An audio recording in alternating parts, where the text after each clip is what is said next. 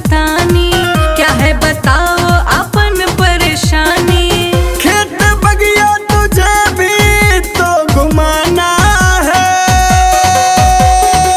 सावन तो तेरा दीवाना है, रोहित के चलता फसाना है। सावन तो तेरा दीवाना है, रोहित के चलता फसाना है।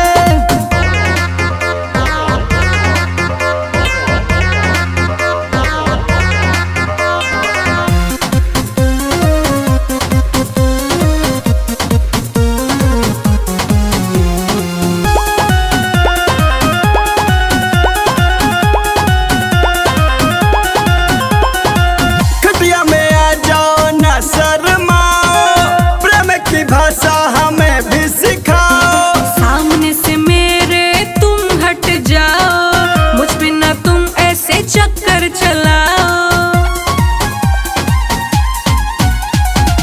अपनी जमा